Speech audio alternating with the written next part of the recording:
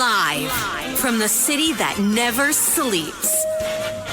17 miles from Madison Square Garden, New York City. It's America at Night with Rich Valdez, America's favorite late-night talk program, featuring interesting guests from around the world and calls from across America. And now, here is your host, Rich Valdez.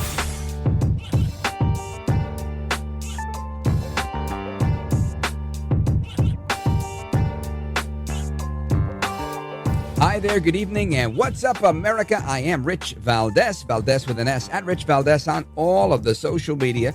Welcome to the Tuesday night edition of the program, and lots to discuss tonight. Looking forward to an excellent conversation with everybody.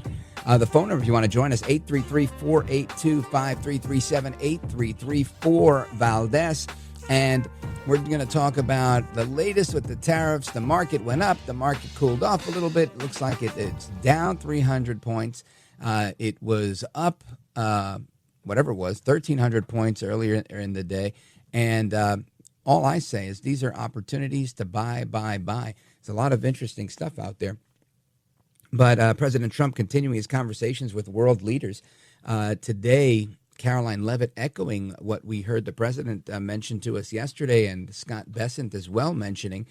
She talked about how many nations are literally tripping over themselves in order to get a shot at making a deal with the White House. Listen to this.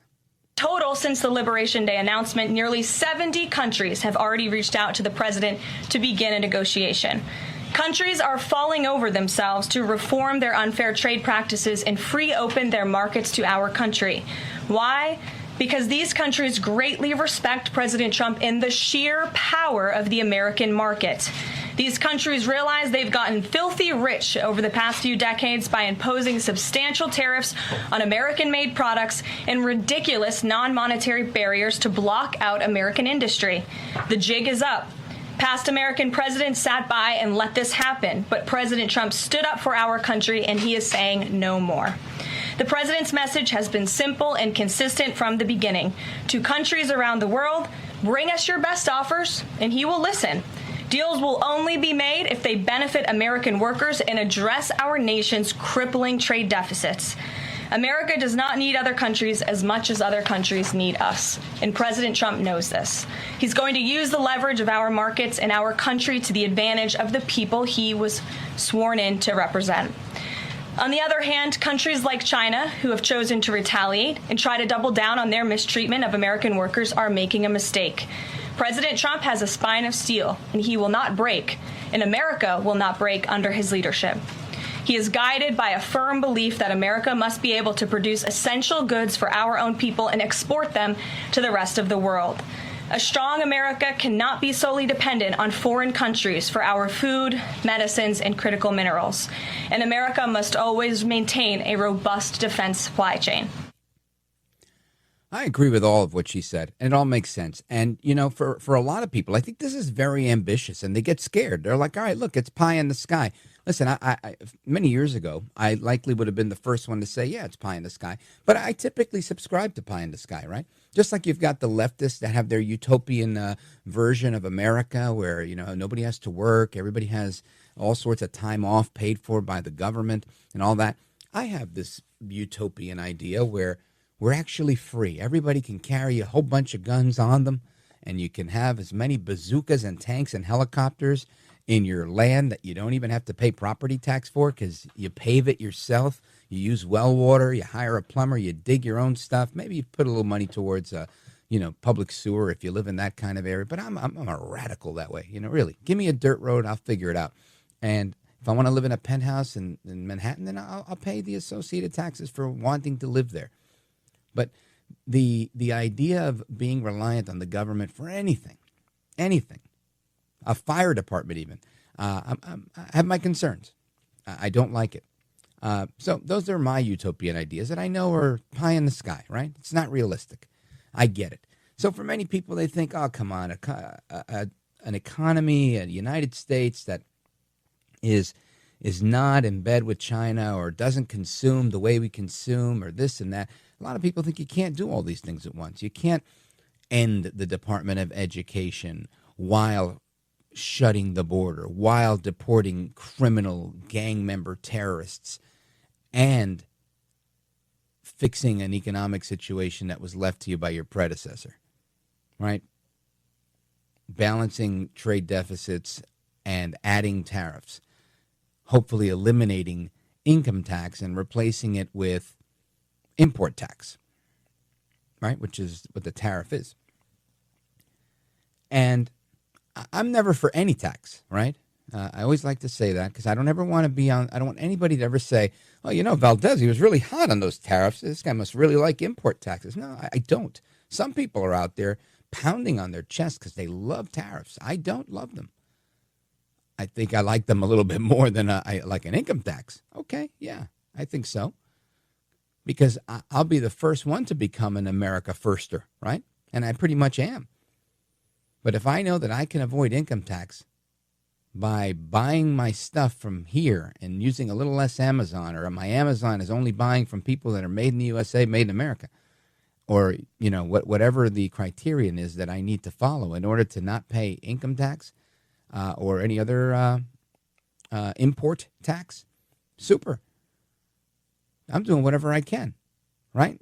In Jersey, there's a couple of counties where you can go and do your shopping and you only spend 3.5% sales tax. It's called an urban enterprise zone, designed to drive sales in certain urban areas.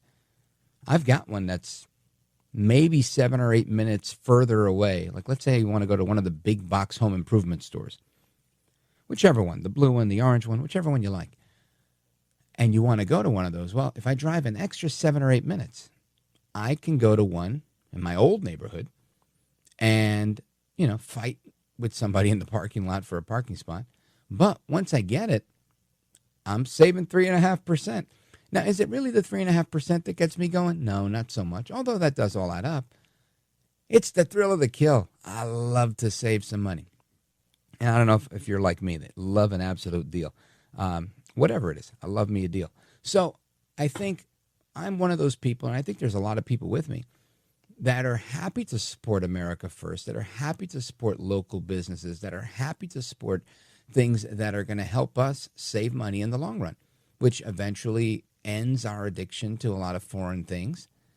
And even if I have to spend a little more and drive a little more to save that 3.5%, because I'm spending 3.5% more here or 10% more here, right? It'll make sense to me in my brain, even if it doesn't make sense in my pocket initially. I think eventually it will, because you'll have those 0 for 0 tariffs on the people that are in the United States. And just like that, yesterday, the EU president announcing that they're willing to play ball. Well, now there's 70 countries that have now reached out to President Trump after his Liberation Day tariffs. And again, I think we're going to see the next 2.5 or 3 weeks of this month be a little uncertain at times, but I think that the bulk of it is done this week, right? And we start to see an upswing yesterday because all these people are here. Markets are still a little crazy. I think it closed today 300 to 400 points down, as opposed to yesterday where it closed 1,400 or 1,300 points down, if I remember that right.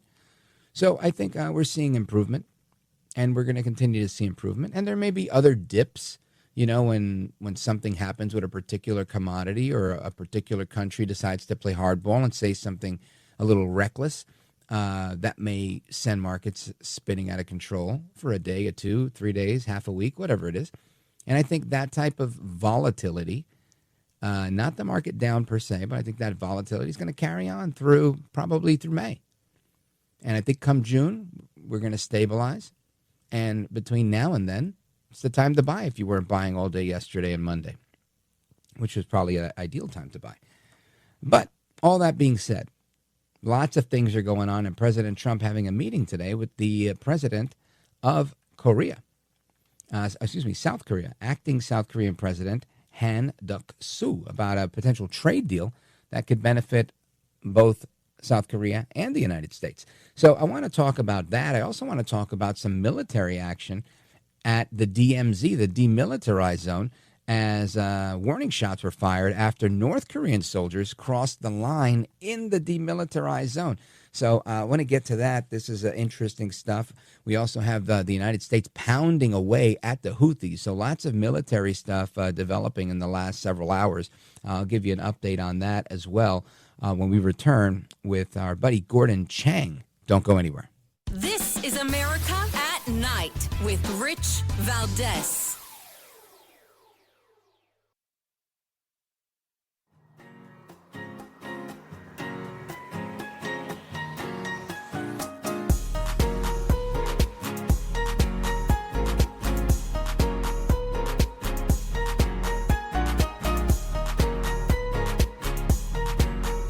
Well, thank you, Rich, and thank you for everything. I know you very well, and I listen, but I have a lot of people that listen, and they love your show, and I appreciate it very much. America at Night with Rich Valdez. If some of the mutually satisfactory agreements can be made, I think U.S. can adjust their already imposed tariff depending on the negotiations between the two countries. Then clearly the final outcome, I think, will be much better than one side impose something and the other side is actually retaliates and things like that. So we will take a very cooperative position on this, and we will promote the dialogue. And we have a lot of experience with that kind of, finding out the mutual benefit. That is acting South Korean President Han Duck-soo regarding his conversation with President Trump and his thoughts on this whole situation. I want to get some analysis on this from none other than our favorite Asia analyst and geopolitical expert, Gordon Chang. Gordon, welcome, sir. Thank you so much, Rich. You bet. Always a pleasure to chat with you. And you're President Han Duck-soo talking about the deal. Your thoughts? This is important because right after President Trump started talking about tariffs, the Chinese tried to get Japan and South Korea to form like a mini trade organization in order to woo both Seoul and Tokyo away from Washington. But that's not going to work. And clearly what we're seeing is the Trump administration talked to not only Seoul but to Tokyo about a new trade arrangement. Part of the reason why China's efforts weren't going to go anywhere was because at this last couple of weeks, we have seen Chinese vessels in South Korean waters and in Japanese waters. China intends to break apart those two countries. And so you couldn't have an enduring trade relations while China was trying to basically dismantle the territorial security of those two Asian states. Now, talk to us about, I guess, the long-term significance of this if it doesn't happen. Well, if it doesn't happen, that's going to be an issue. Now, we can have, for instance, with Japan, a very good security relationship and a tense trade one. That is going to work, but it's probably not going to work with South Korea. And the reason is that South Korea is going to have a presidential election on June 3. The most probable winner is somebody who absolutely hates the United States and would like to see the American troops off the peninsula. So if there's going to be any trade friction, it's going to feed into geopolitical problems as well. So let's talk about that, because obviously we provide some military protection to South Korea that I believe President Trump referenced in his Truth Social post, as well as shipbuilding, the pipeline in Alaska, et cetera. When it comes to the military stuff, I think that there's a lot of headlines around that area as well. So let's talk about the importance of that. Well, basically, it's the 28,500 American troops on the Korean Peninsula that prevent North Korea from going across the demilitarized zone, which separates the two Koreas, and annexing the entire peninsula. The North Koreans, they could actually take over the Korean Peninsula, but they don't try. And they don't try because there's that tripwire force. The problem is that we're seeing a guy named Lee Jae-myung of the Democratic Party of Korea, who's the leftist candidate, and he abhors the U.S. He's called U.S. forces, troops, quote-unquote, an occupying force, and he's essentially a communist. He is clearly very pro-North Korea, pro-China, anti-Japan, anti-U.S., and he's at least a socialist and perhaps a communist as well. And if he becomes president, we're in for a very difficult time. Now, we have had and we've endured leftist presidents in South Korea, some of whom were very much communist. But the problem for North Korea was that their friends in the Blue House in Seoul, they weren't ruthless. Lee Jae-myung, who could very well be the next president of South Korea, he's not only a communist, but he's ruthless. So if they decided to not do this, there would be a lot of implications. So it's critical, I think, for everybody to make a deal that makes sense for everybody. Now, with the White House sending a diplomatic team to South Korea, do you think the potential for the deal is positive, or do you think there's going to be a little snafu along the way? Well, this is Korea. The Koreans are the toughest negotiators on earth. They make the Japanese, who many think are tough negotiators, they make the Japanese look like pussycats. So there will be snafus along the way, but there'll be things that we can deal with because we've had a strong relationship with South Korea. It's the alliance forged in blood, as everybody says. And the relationship between Seoul and Washington, despite ups and downs, has always been good.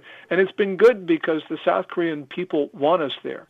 You know, a lot of South Korea's political leaders, they don't like us, but they realize that they are leaders of a democratic society, and they've got to put up with us because the people in South Korea want us there. And I hope that gets us through the next 5 years of Lee Jae-myung if he is indeed elected on June 3, as it does now appear. Folks, we're on with Gordon Chang. Gordon Chang's one of my favorite Asia analysts. He knows the geopolitics of this stuff better than most. And Gordon, I want to spend a little time talking about these warning shots that were fired at the demilitarized zone. This was reported just a few hours ago. Talk to us about that. Yeah, on Tuesday, South Korean forces detected about 10 North Koreans who were intruding across the median line that divides the demilitarized zone. And we don't know whether this was intentional or not. Sometimes North Korean soldiers do stray across the median line unintentionally, as happened, for instance, last year. This time, they came in force, so it's not exactly clear that this was unintentional. But after the firing of warning shots, the North Koreans returned to their side, which is a good sign. I think that probably the North Koreans wanted to test the readiness of the South Korea. You've got to remember that there's a possibility that North Korea could always cause a provocation. Right. Folks, we're coming right back with Gordon Chang. He's going to hang out with us for just a few more minutes to talk to us about shipping coming out of Asia through the Strait of Hormuz, the Houthis, and the Panama Canal. Don't go anywhere. It's Rich Valdez coming right back with Gordon Chang.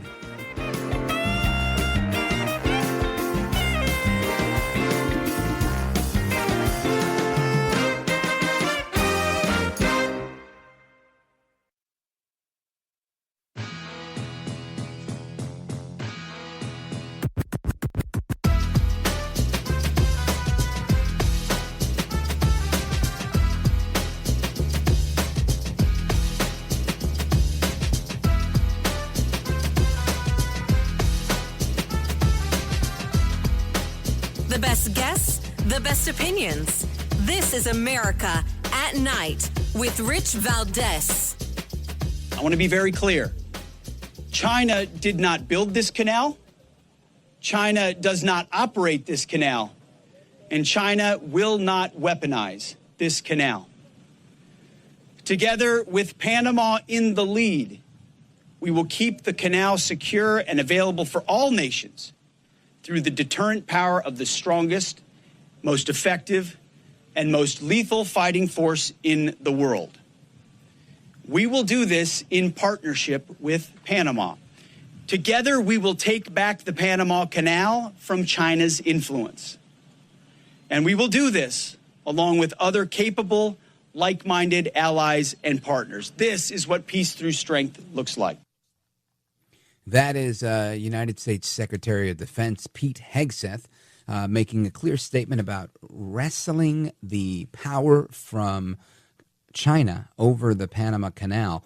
And President Trump obviously making very similar statements early on in his administration. I want to continue our conversation with our favorite Asia analyst, geopolitical expert, scholar, Gordon Chang. Gordon, when you hear about these things, and of course, you've written about a lot of the threat posed by China, posed by their global hegemonic plan for communism in your book, Plan Red, China's project to destroy America. And everybody, make sure you get a copy of that book on Amazon. Get two, get one for yourself, one to give away. And always follow Gordon. Gordon's a great follow on Twitter, at Gordon G. Chang, on X, at Gordon G. Chang. But Gordon, what's your thought here on what Secretary Hegseth is saying? Well, it's really important because China's presence in the canal zone gives it a dominant position. And the Chinese could very well block the canal in a time of war. Matter of fact, some people say that the first indication that we will have of China intending to use force in East Asia will be some sort of quote-unquote accident in the canal. And they can do that in a number of ways. So, for instance, they're building the fourth bridge over the canal. If they design the bridge or they build it poorly, they could bring it down easily at a time of war. Or they could scuttle a ship in what the Culebra Cut, used to be known as the Gillard Cut. That's a very narrow passageway in the canal. Or through their two port operations, one at both sides of the canal zone, they could use that as a logistics base for Chinese operators. I'm sure that there already are Chinese agents and operators in the canal zone. They don't wear uniforms, but they are there. And the fewer presences that China has in the canal zone, the less capable they will be. Now, the president of Panama made some statements saying that he was a little bit surprised at the statements that the United States was making. Is this a situation where we're the only ones saying, hey, look, we want the canal back, and they're acting surprised? Or is he just being duplicitous, trying to play both sides of the coin for diplomacy? Well, I think that President Molino, needs to say certain things because he's also the elected representative of the people of a democratic society. And so, for instance, that spat started on Christmas of last year when President Trump tweeted that there are Chinese soldiers in the canal zone. Molino on the following day said, no, they're not. There are no uniformed Chinese soldiers in the canal zone. But as I mentioned just now, I'm sure that they are there in civilian garb. Because there are so many of Chinese presences there, and China has a real interest in blocking the canal. Because in a time of war, the U.S. Navy is going to get from the Atlantic to the Pacific through the canal. And if China can block it, they can certainly prevent the Navy from arriving in time in a place like Taiwan, the Philippines, Japan, or wherever. Yeah, and I get that. I do. The interesting thing, I think, is China. You're talking about how they would respond with their, through action, through deed. But they also, there was some response from the Chinese with respect to what they said today. And I'm wondering, do we take them at their word, or should we never take China at their word? You rarely take China at its word. If you're referring to the statement from the Ministry of Commerce saying that China will fight the tariff war to the end, that's a sign of their determination, but I don't really believe it because if they were to do that, the Chinese economy probably would crash fairly soon. Got to remember that the United States holds all the high cards. When you look at we're the bigger economy, We're the trade deficit economy. The only way that China can win a trade war with the United States is to sort of bluff President Trump, to intimidate him, to make him back down, even though he does hold all the leverage. And that's what the Chinese are trying to do right now. They're working through Wall Street. They're working through all of their levers of policy in the United States. And I don't think they'll be successful, but, the outcome is not entirely clear at this point because China is very influential in the United States. And what about in Panama? And I agree with that statement. But what about in Panama? Because I know their response was, who represents the real threat to the canal? And, alluding that the people of Panama are going to make their own judgment. So it seems like there might be a information campaign already underway to get the Panamanians against the United States. Does that make sense? Oh, I see what you mean. Sorry about that. Clearly the Chinese have been waging propaganda warfare in the Canal Zone, and especially after President Trump's statement last Christmas, which started this controversy. And China is extremely influential in Panama, and it's not just in the Canal Zone. And that's true for Latin America generally. We have turned our backs on the region. We haven't paid attention to it, and the Chinese have filled the vacuum. Yeah, and I think, and that's really the gist of my question here, or the genesis of it, is that I know that there are some nation states in South America where communism is not just alive, but it's doing really well. Venezuela is a great example.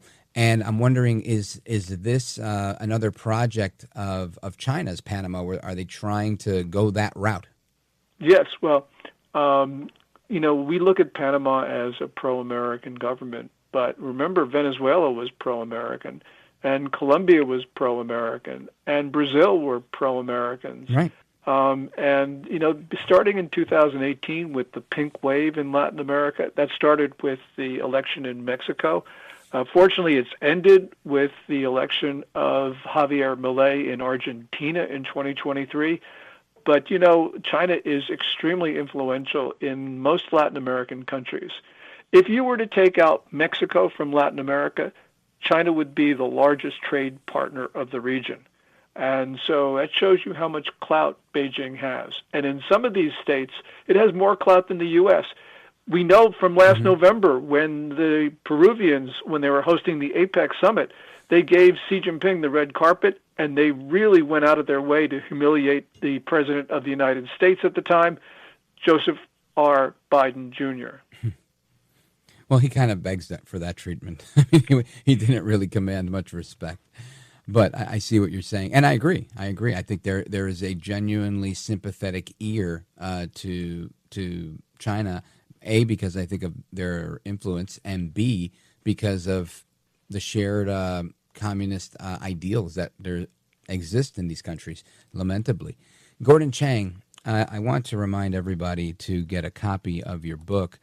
Let everybody know the best place to get it, the best place to keep up with all of your columns and all of your writing, and how they can follow you as well.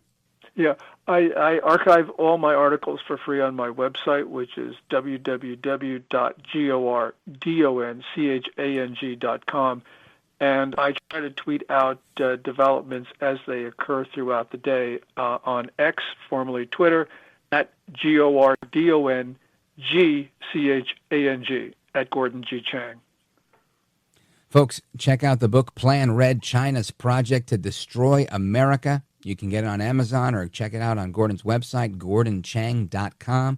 And, of course, he's a must-follow on Twitter, a.k.a. X, at Gordon G. Chang, at Gordon G. Chang. Gordon, you are a gentleman, a scholar, and a patriot. I'm so grateful to have the conversation with you, and my best to you and your lovely wife. Well, I'm so grateful to be on your show. So thank you, Rich, and stay safe. Thank you, brother. God bless you.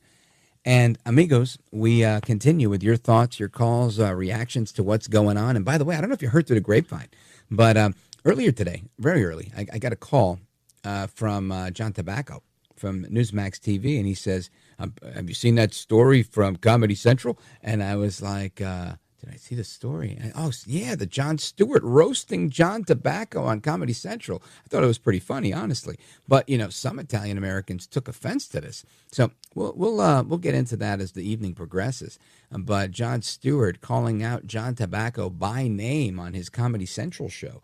And John Tabacco definitely making the rounds in the media to fire back. So we're going to talk a little bit about that and what goes on there, as well as a bunch of other topics that we have lined up. John Tabacco scheduled to be with us a little bit later, so keep that here as well. Keep the program locked. And, yeah, the phone number, 833-4825-337, 833-4-VALDEZ. This is America at Night with Rich Valdez. Call now, 833-4-VALDEZ. That's 833-482-5337. 833-4-VALDEZ. That's Valdez with an S.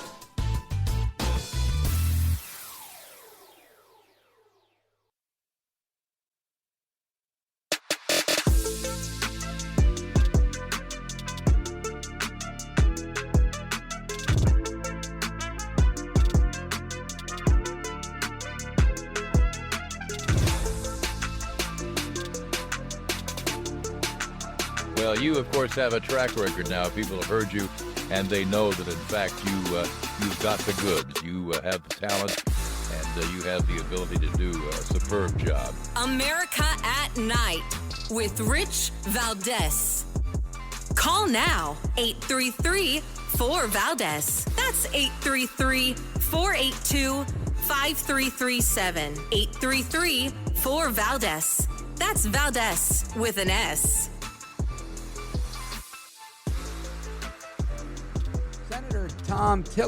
Senator Tom Tillis was at a hearing today on the trade stuff, the tariff agenda, all of that stuff, and he got very, very upset. I'm going to play a clip on that in a moment. But first, I want you to hear this little tit for tat that Elon Musk and White House trade advisor Peter Navarro, who's been on this program a number of times, they got into a little something. Elon tweeting back at him, but listen to what Navarro had to say.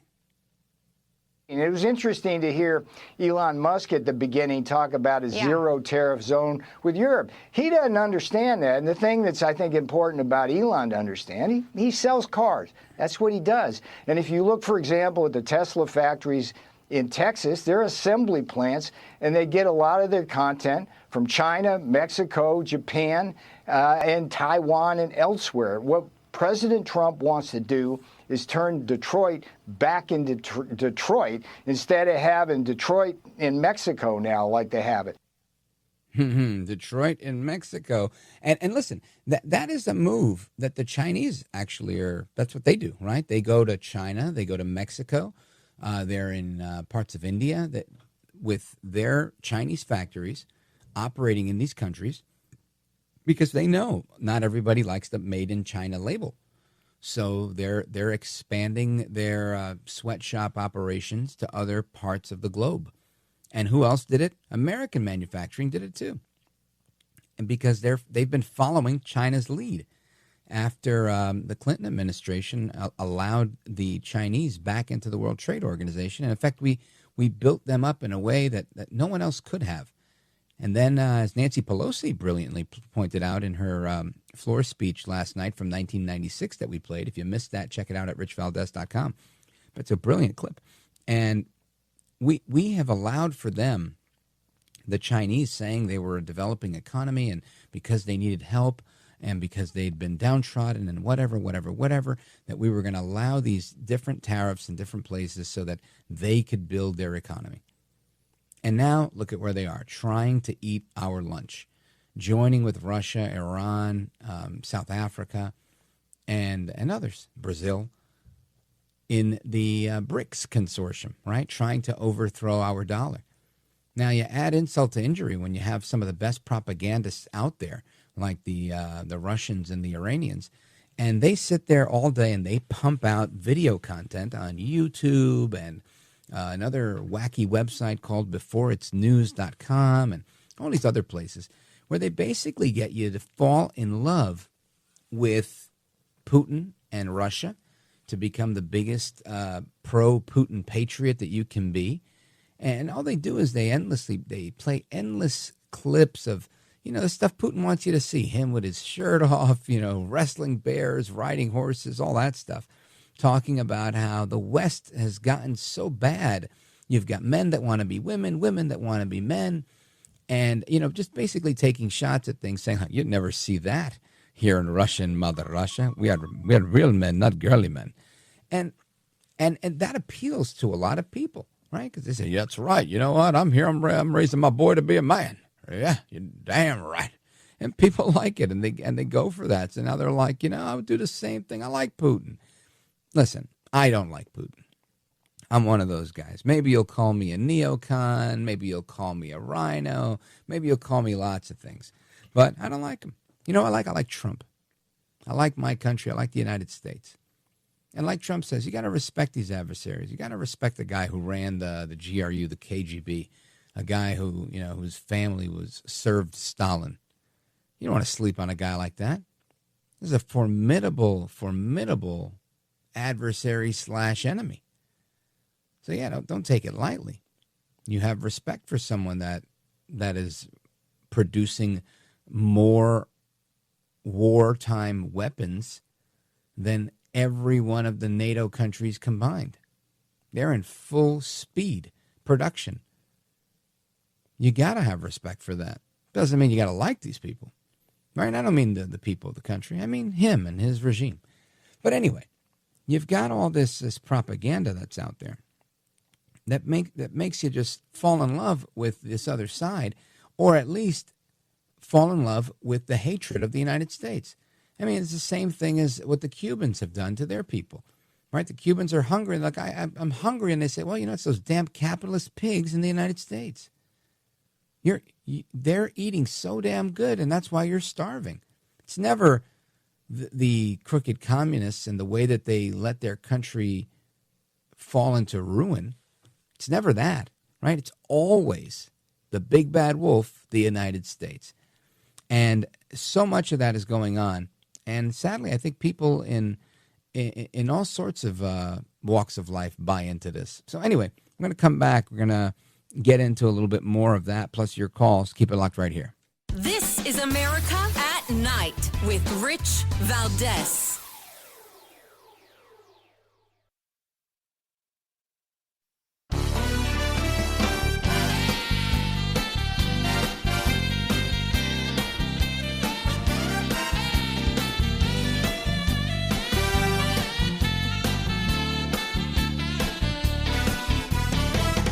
All right, amigos, I want to go to the phones, your calls, and more. But before I do, and here's the number again, 833-482-5337. We're live and national.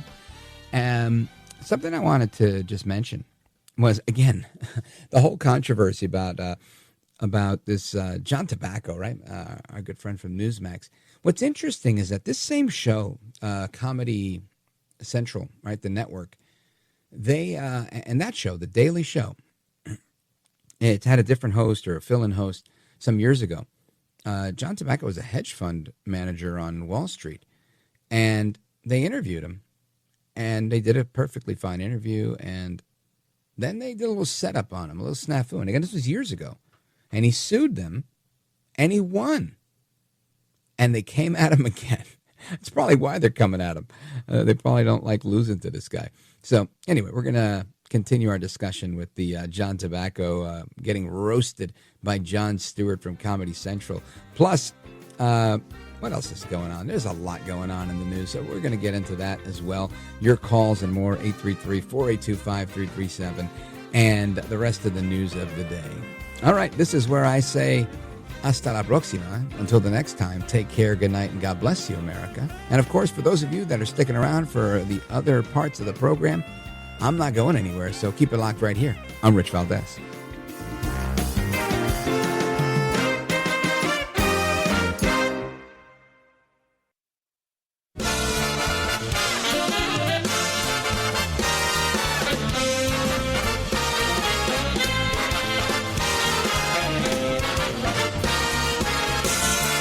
Live from the city that never sleeps.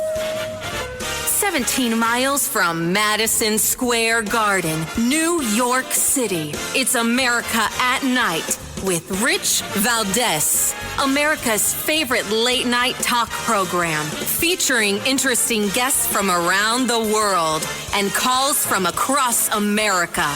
And now, here is your host, Rich Valdez.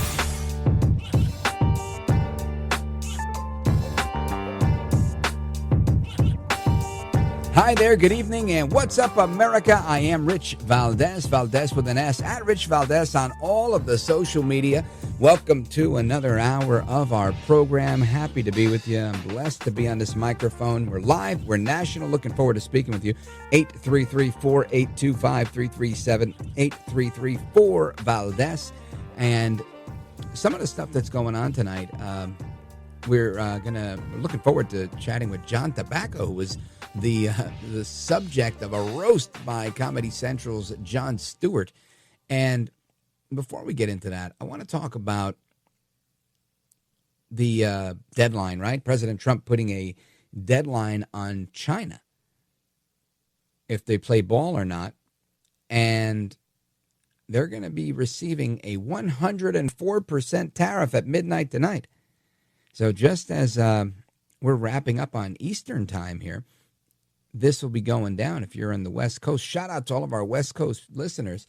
It's 7 p.m., about 8 minutes after 7 on the West Coast.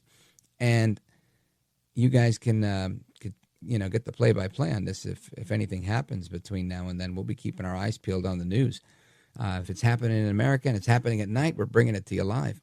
But a few things happened today. The United States Supreme Court today, again, very active with these Trump lawsuits that they've been having to figure out, lifting a block that they'd placed on the Trump administration and the administration's ability to fire thousands of federal workers. Well, the court says, for now, you can fire the workers, right? Looks like the block is temporarily lifted. Seems that way to me. So kudos to El Trompito, another win. Now, let's see what else we have. You've got Ken Paxton announcing a bid for the United States Senate seat held by John Cornyn. This is terrific news. Now, why?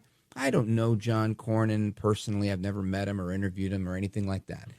But I can tell you, he's part of a brand of politician that I don't think serves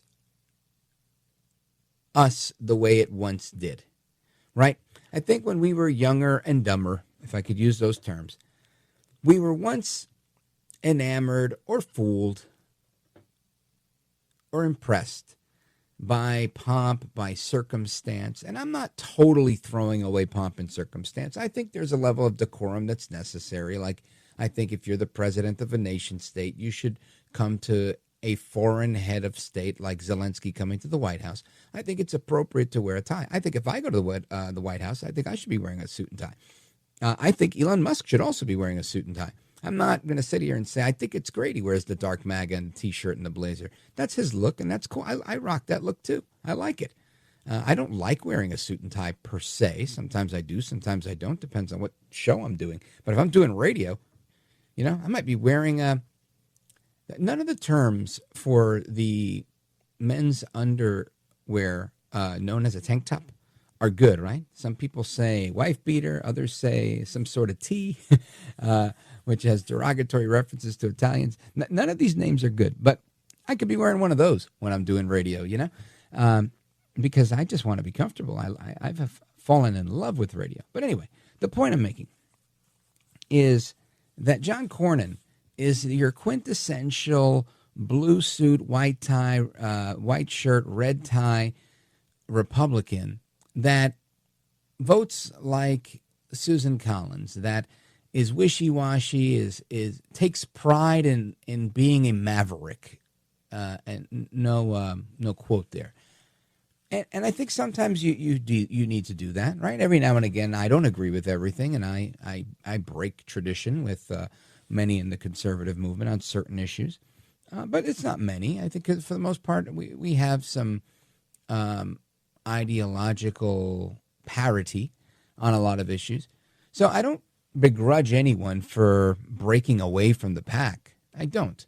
Unless it's a malicious thing, like Liz Cheney, when she was in a position of leadership within the Republican conference. She was Republican conference chair, and she was going at Trump. Listen, if you want to be a regular congressperson that's assigned to X, Y, and Z committee, go right ahead. But if you're part of the Republican leadership, then it's incumbent upon you to defend the Republican president of the United States.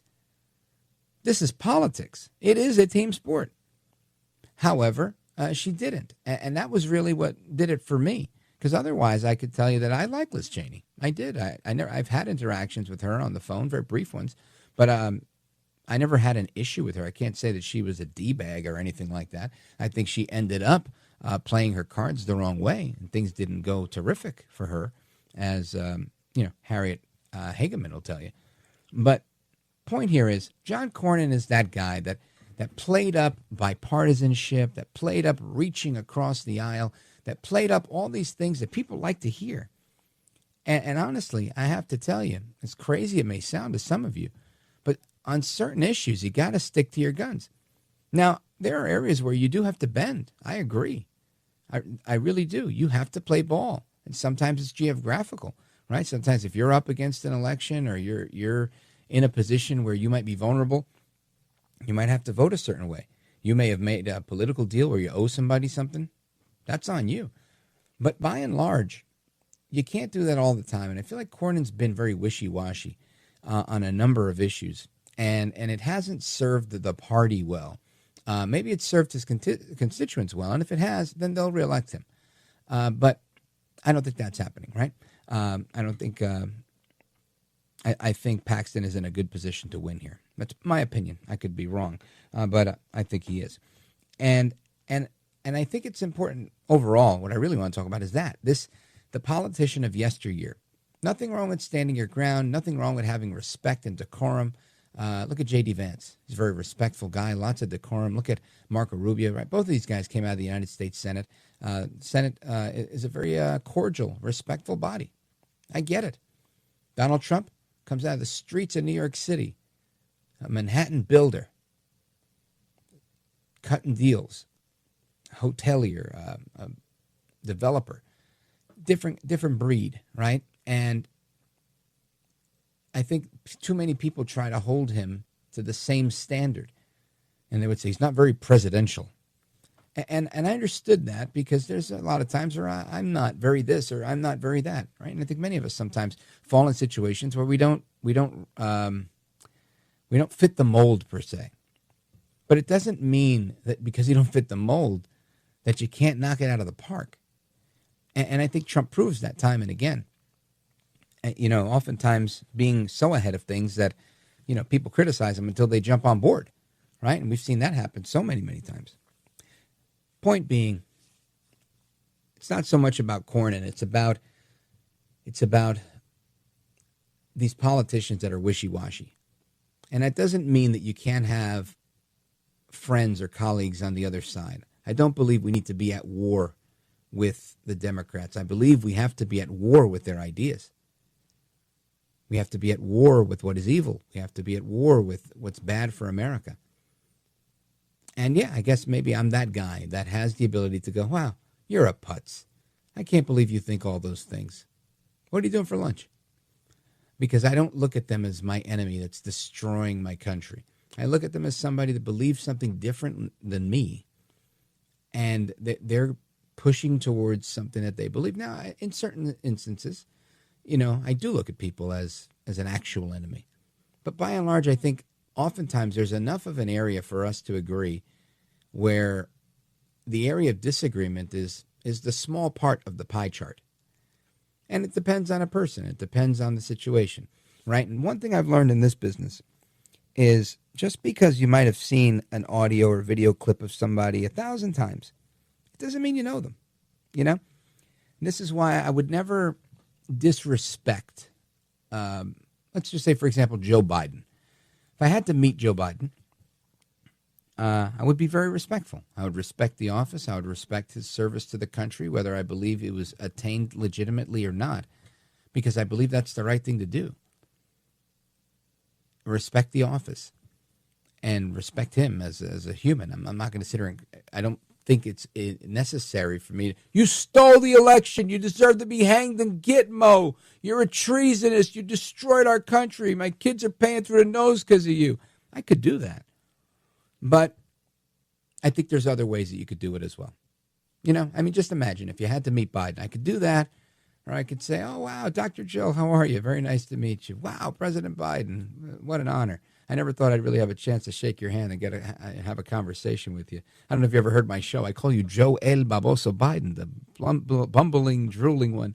And I've had a lot of fun at your expense, and I really appreciate it. And I would go into, I've had a lot of critique on your administration, and I'd love to know, what were you thinking when you did X, Y, and Z? What were you thinking? Were you really going after an open border? And I'd really have a conversation and see if he tells me to go pound salt, or if he says, well, Rich, I think you're seeing it the wrong way. And that's how you have conversations, and that's how you get to learn what's in somebody's head. And they could be trying to pull the wall over your eye, but you have to give it a shot, right? You have to see where they're at. You got to feel them out.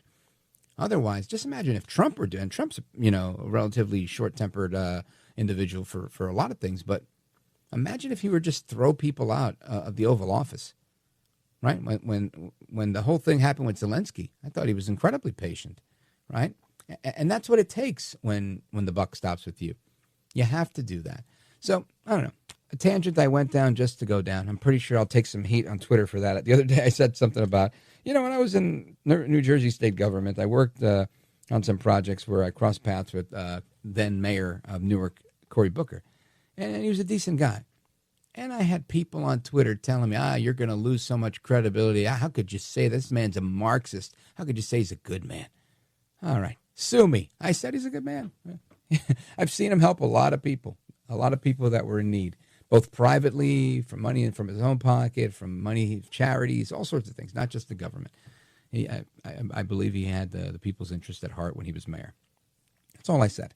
Anyway, I wanted to say all that. Now, we're going to take a quick pause, but I want to remind you that when you get a call from your buddy who works at Newsmax, has a TV show, and he says, I'm pretty sure you've seen the story. I'm like, yeah, of course. Jon Stewart's roasting you. This is fantastic and interesting at the same time. I want to get into it. I jump right in my car, blasting the theme of The Sopranos, straight through the Lincoln Tunnel, straight through Times Square, all the way over to the Sparks Steakhouse. Because where else would they shoot a show called Wise Guys with John Tabacco, right? They shoot it at Sparks Steakhouse, right where Paul Castellano was gunned down, the notorious mafia boss, many years ago.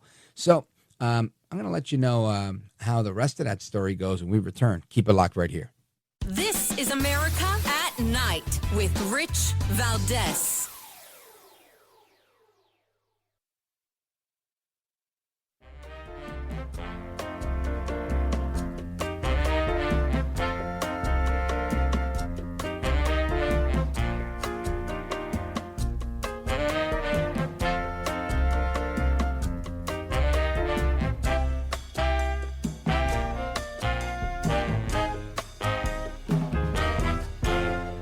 My hands across America to the liberty-loving Latino, Rich Valdez. This is America at Night with Rich Valdez. All right, amigos, welcome back. So like I was saying, John Tabacco hit me up, and of course I'd heard the news about Comedy Central's very own Jon Stewart. That's right, in retirement, Jon Stewart decided to come out of retirement for Johnny Tabacco from Staten Island, New York, right? Wall Street entrepreneur, early crypto investor, and Newsmax personality extraordinaire. And he came after Tabacco. I've got a clip. I'm going to play it for you because it was actually one of the moments where he was funny. But he doesn't even do the show anymore. I think in his retirement, he comes and he does it once a week. And I guess this was some of his best ammunition that he'd been waiting all week to use. Listen to this. So how does this work? It's just a big game of economic operation as he's sticking things in, trying to take out tariffs. It's like, when you're my age, you got to get a colonoscopy. You need a full colonic, to feel better. You know what I mean? Rat poison can kill somebody in the wrong dosages, but in the right dosages, that can be very healthy for the patient.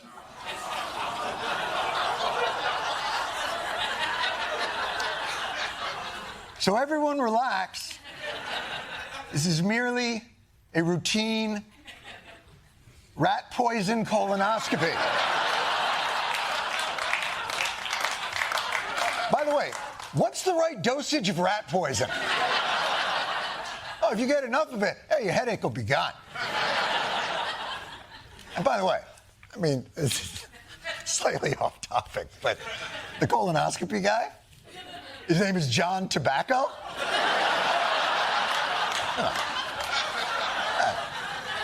That's a witness protection thing, isn't it?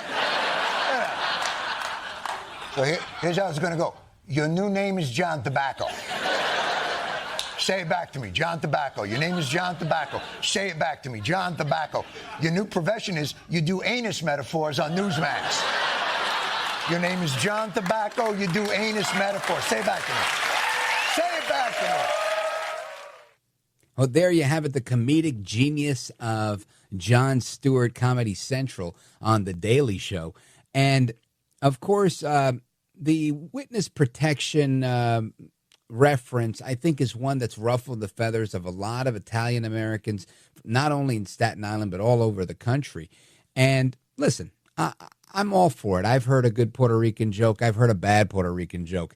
But I want to get to the bottom of this with the man himself. Jon Tabacco, talk to us, brother. Ricardo, how are you? I love Very having a good. home and home. I love having a home and home series. You come on Wise Guys, and then I come on America at Night, baby. That's how we do it, brother. That's how we do it, especially when you've got the comedians on the left taking shots at my guy. And I was telling everybody right before you came on, I felt like I was in an episode of The Sopranos when, I got a text from Jon Tabacco, and he's like, oh, did you hear the news? I said, yeah, I heard the news. I'm coming through. I got in my car. I was blasting the Sopranos theme song straight through the Lincoln Tunnel, straight through Times Square, almost, dodging people that were jumping in front of my car, make my way to the only place you could record a TV show called Wise Guys with Jon Tabacco, the Sparks Steakhouse, where the legendary mobster Paul Castellano was gunned down years ago.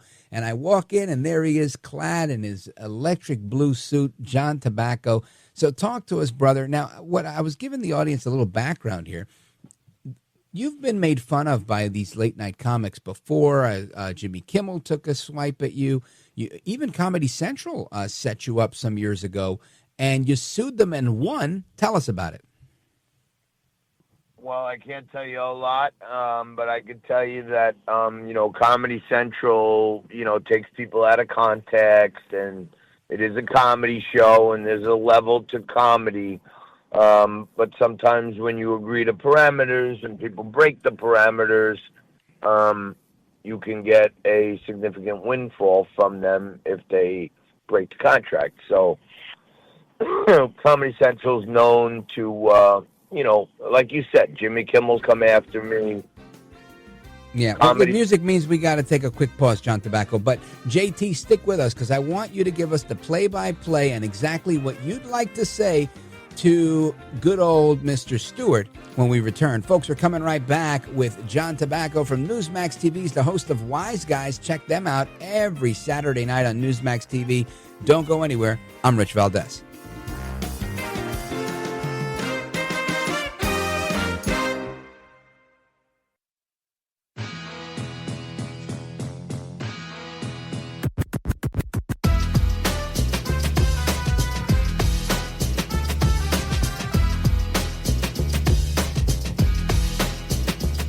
By the way, your ratings are up. Congratulations. I had somebody. It's always nice to check. I like to see, even if they're friends, I like to see how are they doing. Are people listening, right?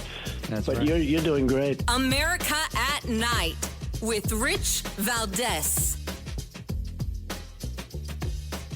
All right, amigos, welcome back. And we continue our conversation about the roast, right? Because Jon Stewart from Comedy Central decided to roast Jon Tabacco as he was giving analysis on the big IPO from Newsmax. And they had nothing good to say, so they decided to try and make a couple of jokes at Jon Tabacco's expense. Listen to this. His name is Jon Tabacco?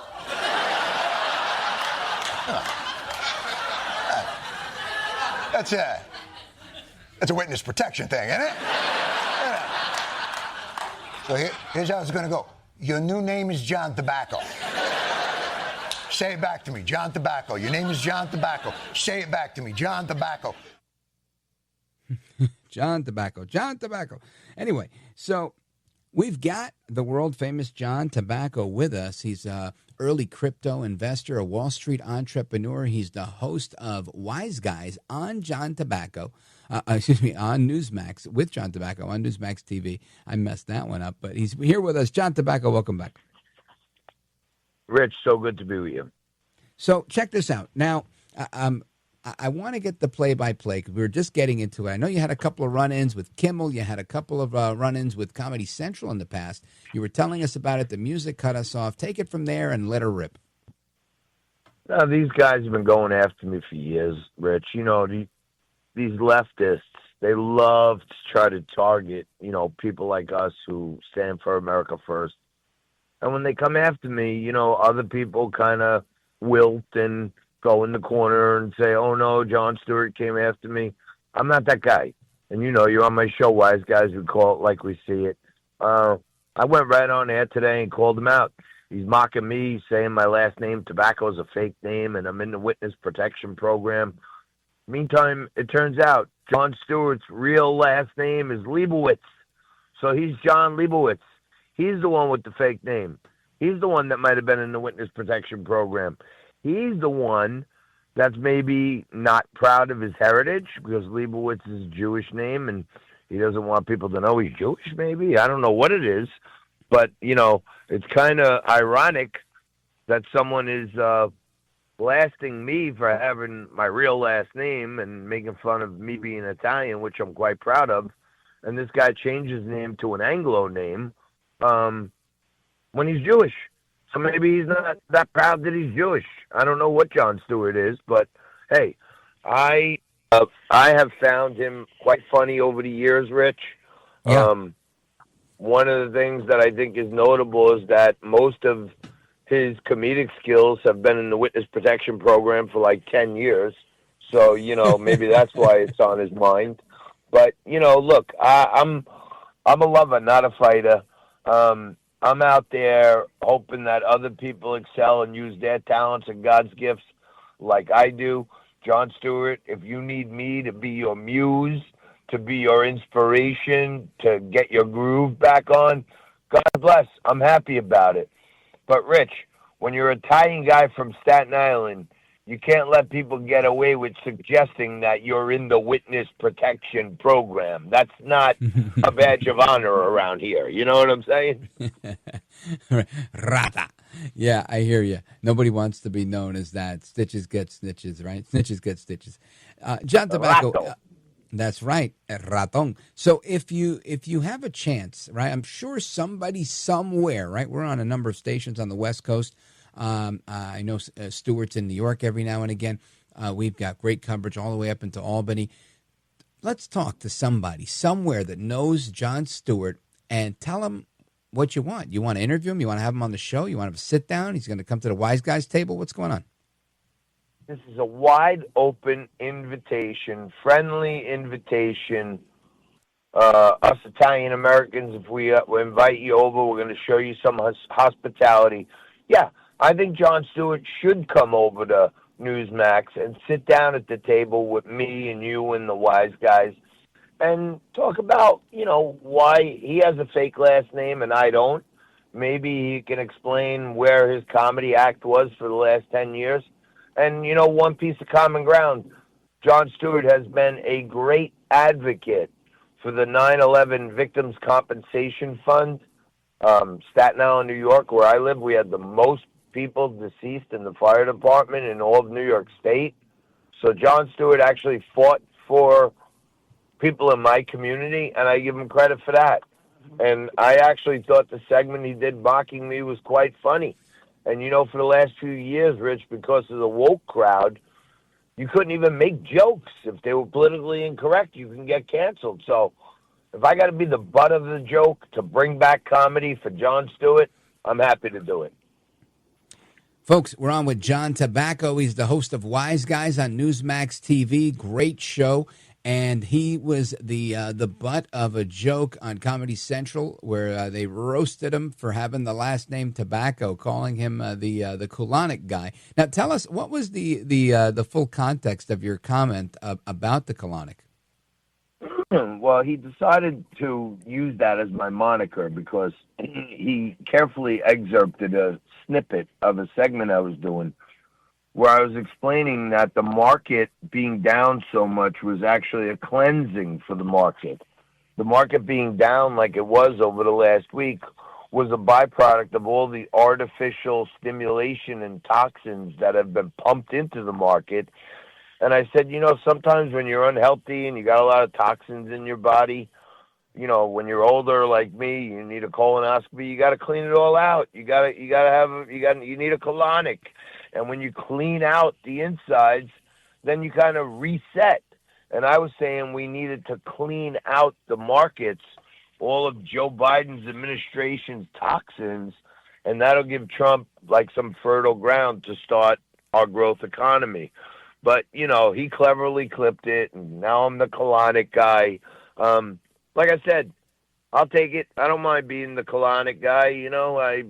Everybody likes a colonic every so often. John Tabacco, everybody. Now, I think your comments were honestly appropriate, right? I think we're seeing that happen. You were on this show 2 weeks ago, and you pretty aptly predicted that we were going to have to deal with a lot of the junk, a lot of the yuck that messed up our financial system that came by way of last-minute spending and falsely propping up the balance sheet, if you will, by the administration, the Biden administration, buying instruments like T-bills and T-bonds and even certain stocks in order to make the markets look like they were stable to maintain certain level of activity. And I think you were spot on with that in saying that this is going to take a while to come out. The tariffs, I think fear kind of exacerbated this. And you called the numbers pretty right. I think you said we had to get to about 35 or 36 on the Dow Jones Industrial Average. I think yesterday it hit 37. We started to see a little bit of a rally today, going up to 1,300 and then going up by 1,300 and then back down 300 is how I saw it. So I think your analysis was pretty spot on. Now, I want you to give us what do you think the next couple of days looks like? Well, Rich, there's a thing in the markets. It's called a dead cat bounce, and that is a market term for when the market's up. The market's up a little bit, and then all of the market's down. It goes up a little bit. It comes down and it pops up. And I think today was a little bit of a dead cat bounce. The kind of thing behind that analogy is even if you throw a dead cat off a building, it'll bounce a little bit.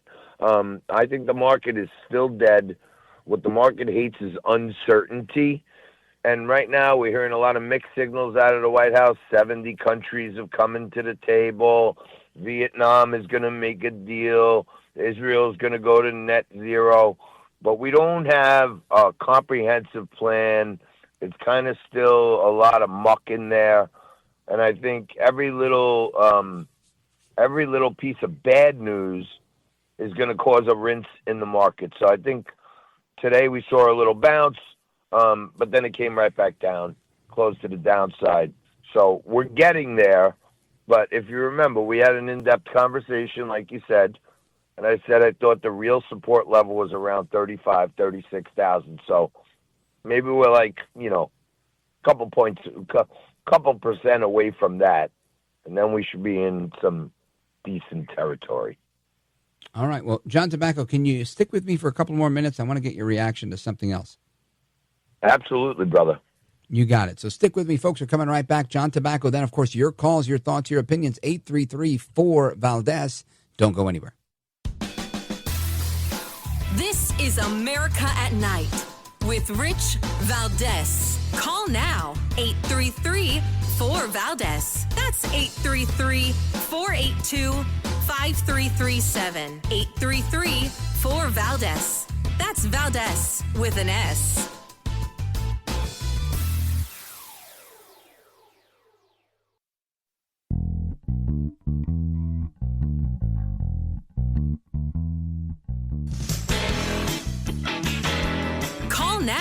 833-4-VALDEZ. That's 833-482-5337. 833-4-VALDEZ. That's Valdez with an S. So we're on with John Tabacco. And, John, I want you to hear this clip from White House senior counselor, used to be the White House trade advisor, Peter Navarro. He got into a little shootout with Elon Musk earlier, calling him a car maker, and Musk hitting him back, saying he was one of the dumbest guys ever, or something like that.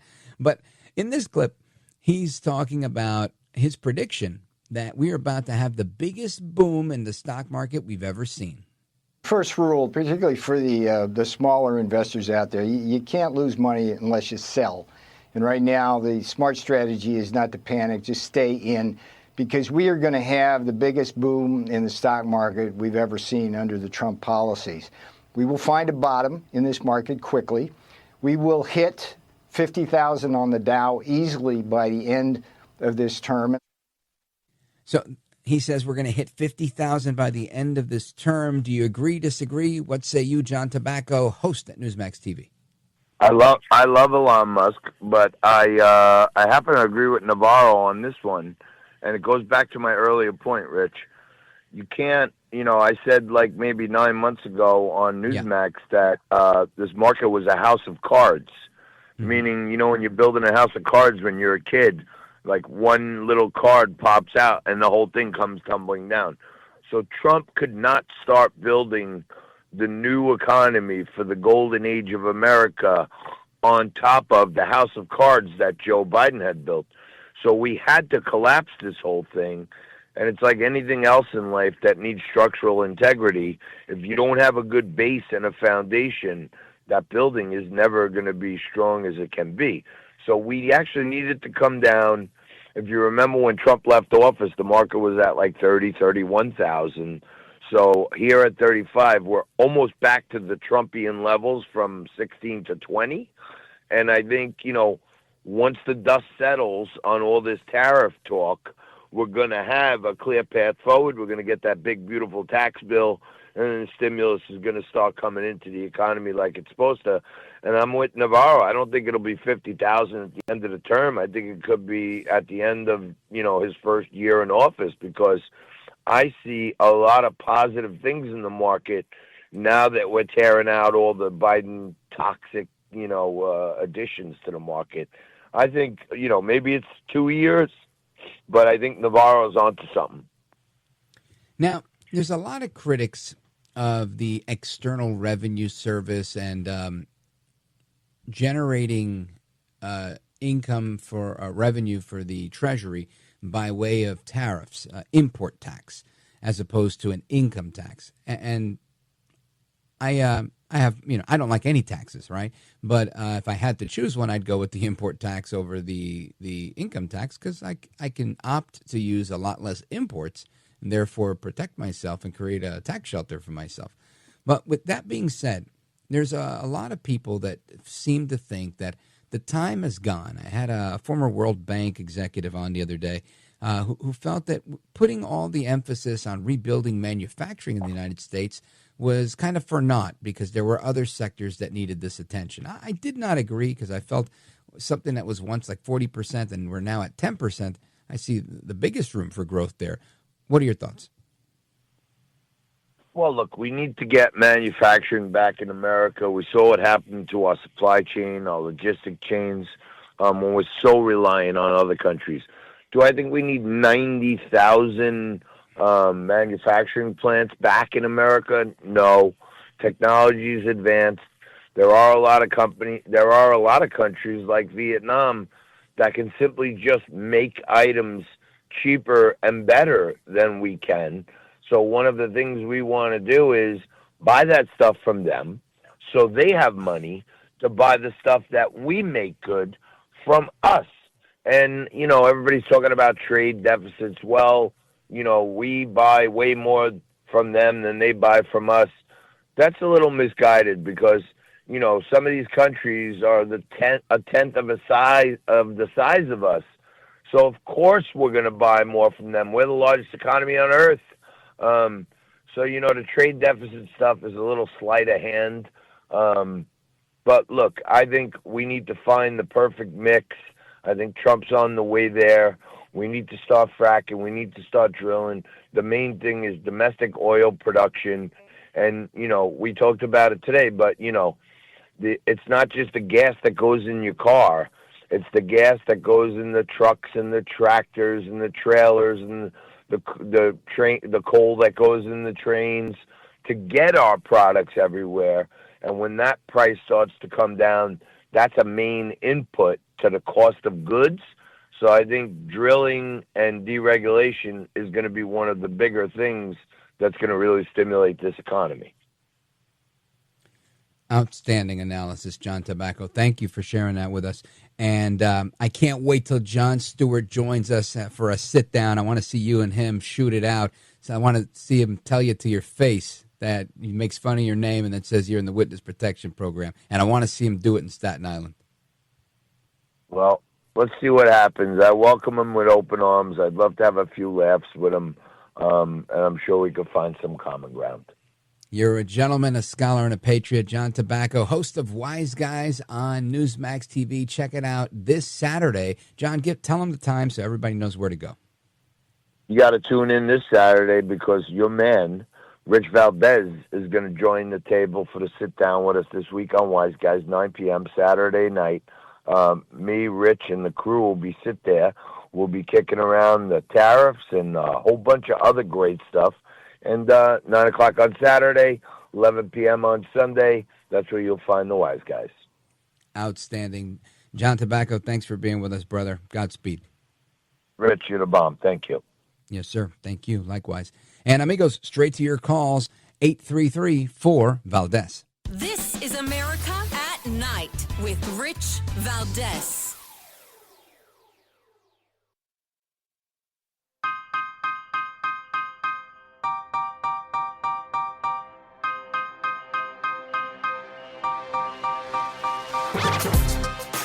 All right, amigos, welcome back. To the phones we go. I want to speak with Marcia. She's in Baxter Springs, Kansas, KZRG. Marcia, go right ahead. You're on with Rich Valdez. Okay, earlier when you first started, you brought back a memory that I hadn't thought about in many, many years. But my mother was having to take my brother to the doctor, and then she had a meeting to go to, and I was home from school. And she said, now, don't turn on the TV, and I don't want you watching TV. We will turn the TV on for you. And so she left, and the first thing I did was turn on the TV, and there was President having a summit there in the Senate chamber. What happened? Because we're going to run out of time.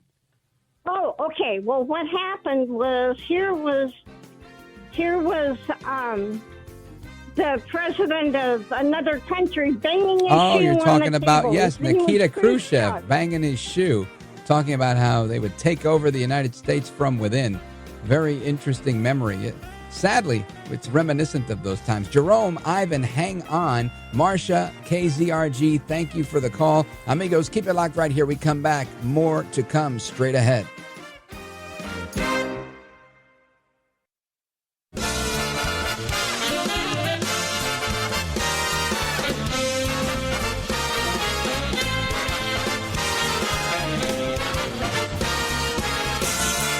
Live from the city that never sleeps. 17 miles from Madison Square Garden, New York City. It's America at Night with Rich Valdez, America's favorite late night talk program, featuring interesting guests from around the world and calls from across America. And now, here is your host, Rich Valdez.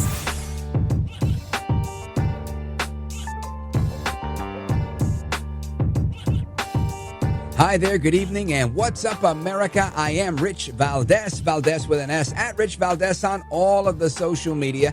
Happy to be here with you this Tuesday night. We're live and national. I'm happy I know what day of the week it is. And the phone number is 833-482-5337, 833-4-VALDEZ. We are doing open phones across America, and we're kicking it off with you guys all night tonight. I want to hear what you have to say about the Comedy Central roast of John Tabacco, conservative host from Newsmax TV. I want to know what you think about all of the tariffs and everything else that's going on. The United States taking military action against the Houthis. The United States taking a protective posture with some shots being fired, keeping a close eye on everything that's going on with these warning shots at the demilitarized zone in North Korea, South Korea, with the South Korean president in town today, on the phone today with El Trompito Donaldus Magnus, the 45th and 47th president of these United States. And I've got a lot that I want to get into. We've got some pretty interesting comments from the Agriculture Secretary on what's going on with the economy from that perspective. We've got lots to talk about. And I'm going to start off with one of those clips because Secretary Rawlins definitely had a lot to say in a sit-down that she did with the Fox News channel. And, of course, I want to get your reactions to that. I see we have calls from Wisconsin, South Carolina, Texas, and more that are coming in right now. So I'm going to quickly play this clip before we get to the phones if you want to join us, 833-4-VALDEZ. This is the Secretary of Agriculture, Brooke Rawlins. She was on the Fox News channel basically saying that the president is very confident in the steps that he's taking with the tariffs, and this is designed to completely realign the American economy. Let's start with number 19. Go for it. He is resolute. He is convicted. He has never been more confident that these are the right steps to take. And I think, Brett, what's important for the people that are watching this and sort of thinking through what this means for America, realizing that this is not new. The president's vision goes back to Alexander Hamilton and 1791, when he talked about America and our government should not be a neutral arbiter, but instead be a fervent promoter. I think those are Hamilton's exact words. And again, the president sort of circling back to that to realign the economy is all in. Now, Secretary Rawlins did not just stop there. She continued doubling down, saying that President Trump's tariffs are designed to completely realign the American economy. Are these tariffs designed to generate revenues for the country, or are they designed to negotiate each of these countries down to something more palatable for U.S. products and more palatable for U.S. companies? These tariffs are designed to completely realign the American economy around putting America first. So I think the answer to both of those is yes. So it's a combination? I believe it's a combination, but this is the way President Trump thinks, right? It isn't a down this lane or this lane. It's an all of the above approach. So again, I think she's right on here. And again, this is, I realize, difficult for a lot of people to understand because it's scary. It's scary to a lot of people. And if you're like me, you don't like any type of tax, right? We're kind of swapping one tax for another tax. And I get how uncomfortable that could be. But I see the big picture.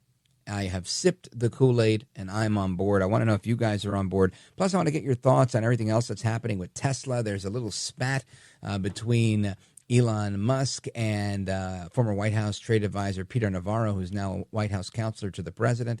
And a couple other things that are going on in the world. But first, I have breaking news. The breaking news is that one of our OGs, Gil from Manila, also known as the Gilla from Manila, is stateside. He's in the United States. He's in America at night in El Paso, Texas, streaming the show out of South Carolina on WGKA. Gil, go right ahead. Well, good evening, Rich.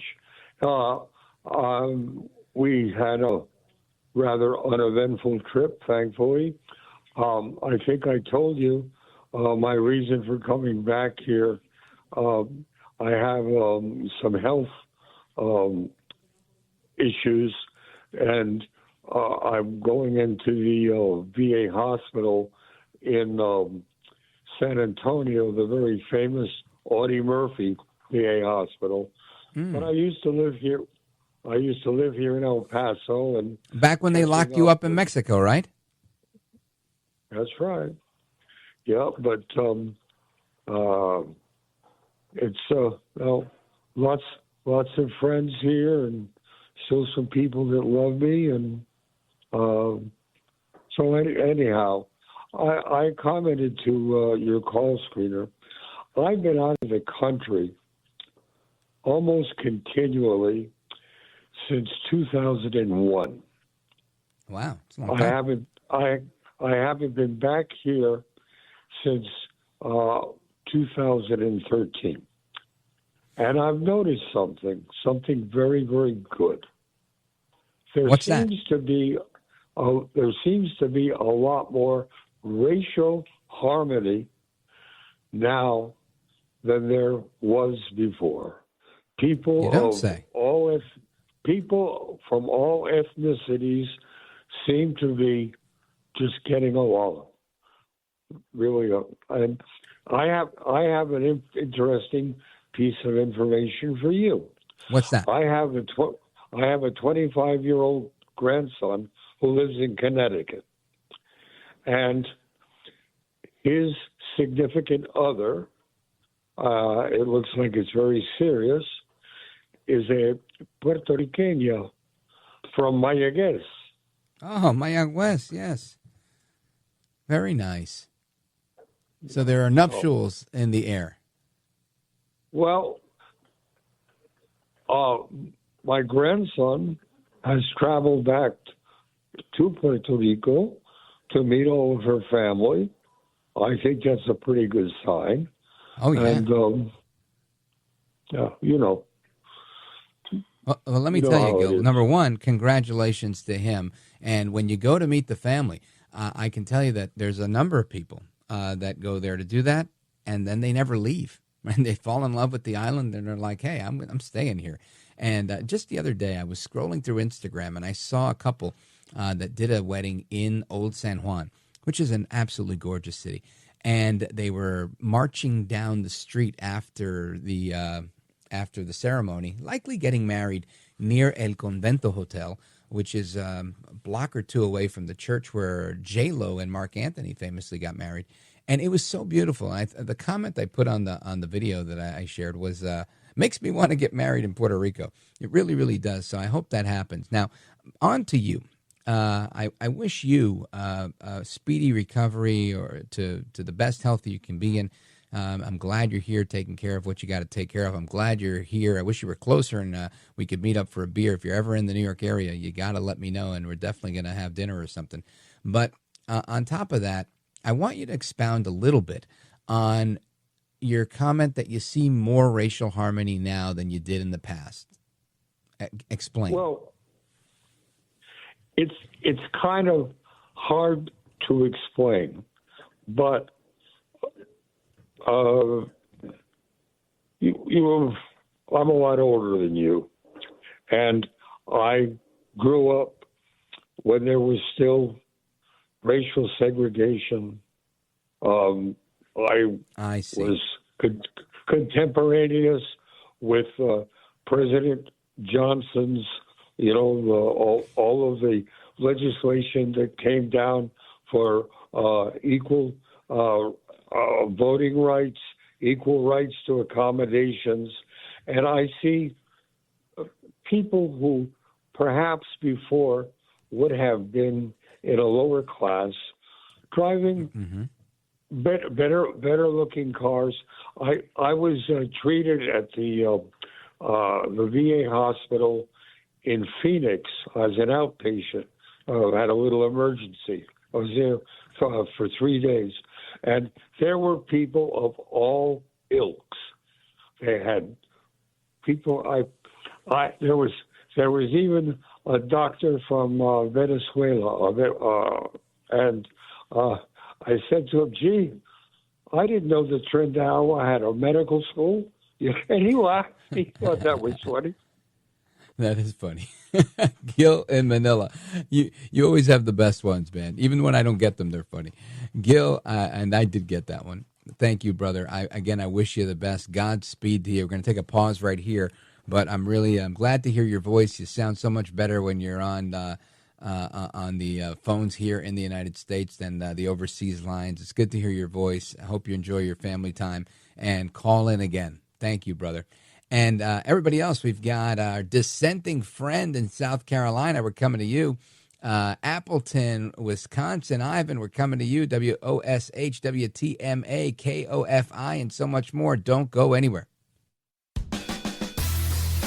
This is America at Night with Rich Valdez. Call now, 833-4VALDEZ. That's 833-482-5337. 833-4VALDEZ. That's Valdez with an S.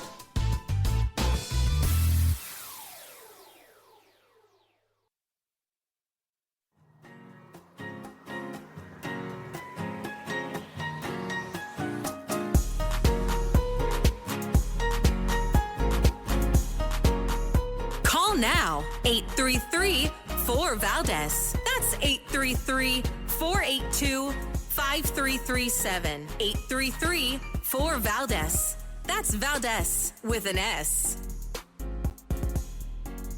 All right, amigos, we come back to your calls and more open phones across America. A time-honored tradition here started by the late, great Larry King back in 1978, continued for decades on end by the late, great Jim Bohannon, and you and me get to honor that legacy tonight as we discuss what's going on in America at night. Let us go to Appleton, Wisconsin, WOSH, and check in with Ivan. Go right ahead. You're on with Rich Valdez. Hey, how's it going? Can you hear me? Of course. Awesome. Cool. I got you on the headphones, so I'm making sure you weren't, having any feedback or anything. So you're in New York, eh, Rich? What's on your mind tonight, brother? A couple of current events in Wisconsin, and then just kind of the general philosophy. Well, get straight to it. We're almost out of time. Sure. So I guess one thing I read recently is that so Tesla is trying to open up a dealership here in Wisconsin, right? Okay. And they're blocking that due to some statute they have where it's they claim that he can't open up a factory here without having some kind of a government mandated middleman, basically, which is all based on lobbying and kind of good old boy contracts, revolving door contracts there. So it all kind of came together because the Attorney General of Wisconsin, who has defended several cases against me when I was suing DAs and counties and whatnot, was also involved in that. He's also the one who was helping to fight a case where they were trying to keep the unmonitored ballot boxes open. His name is Josh Call, the AG of Wisconsin. This has something to do with the Tesla? Yeah. Well, I mean, it all ties together. The answer is no. It has nothing to do with the Tesla. So what's the story with the Tesla stuff? Well, it's the same guy. No, it does tie together. It's the same guy who's basically challenging. I don't care about that guy. I want to talk about Tesla, right? That's what we're talking about here. Sure. Okay. Well, he's the one who's trying to block Tesla from getting their dealership here in Wisconsin, which is where I'm living currently. And you don't think that should happen? Well, I mean, we have a right, a constitutionally protected right to contract, and if we want to buy directly from a dealer, it's just one more way for the government to get in between us. And I mean, honestly, it ties into the tariff thing and everything else. Yeah. Like which is the which part of the Constitution protects your right to contract? It's like Article 1, Clause 1, Section 1, or something like that. It's part of free speech. Part of Article 1, assembly. Article 1, Section 10, Clause 1 prohibits states from passing any law impairing the obligation of contracts. Commerce Clause. I see. All right. Well, very interesting. Thank you, Ivan, for the update on that. Shout out to WOSH. Let us continue. I want to go to Frank, Evergreen, Montana. Go right ahead, sir. KOFI. Hi, Rich. Hey. When "Drill, Baby, Drill" was the slogan, and both the Democrats and the Republicans are saying that, but it's used to be "Frack, Baby, Frack," but they still want to do that in Pennsylvania. That's because it's a common law. state. I mean, excuse me, it's a different type of government there. Then they don't have to follow the federal rules. It's the what do you call that? The Commonwealth. And so if there is oil on the ground, such as in Hershey, Pennsylvania, where they make chocolate, well, it's a natural oil in the ground. So it's natural ingredients. But so they can pass this on. And so the same thing in Canada, where they're doing the fracking. Actually, we don't need a pipeline to get that down to be refined so that it could be sold to the Chinese like they wanted to do 10 years ago. I mean, the Canadians are actually getting it over to the ports, Vancouver, BC, and that area up there. So I say drill, baby, drill, and none of this fracking, because when you do fracking, you have horizontal explosions that rupture water, and it's in the wells, and then you got natural gas coming out of your pipes. How often is that happening? Oh, it happens a lot, especially in Alberta and eastern Montana, North Dakota, eastern Montana, wherever they do fracking.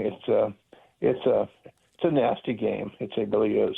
I do believe in drilling, clean rules of drilling, but not just horizontal blasting and polluting communities' water. Whatever. Yeah, well, I'll tell you this. I remember years ago, there's a guy named Josh Fox, a big Hollywood lefty, that made a series of films, but he had one really big one on hydrofracking.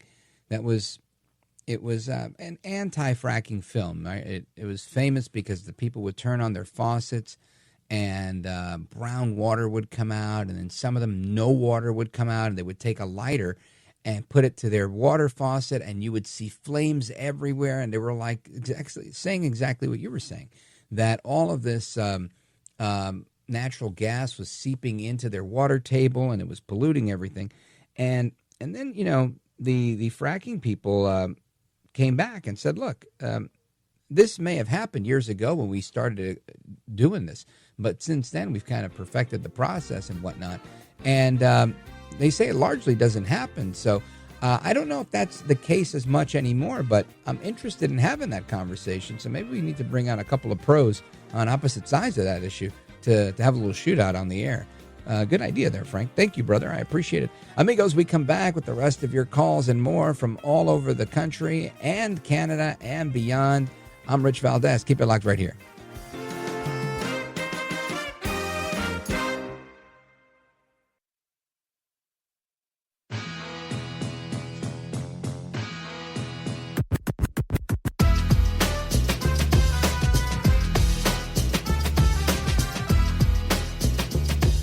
Now, 833-4VALDEZ. That's 833-482-5337. 833-4VALDEZ. That's Valdez with an S. Keep up the good work, Rich. You're just doing a great show for people. It's a big national help to have you doing what you're doing. America at Night with Rich Valdez. You mentioned the 70 countries or so.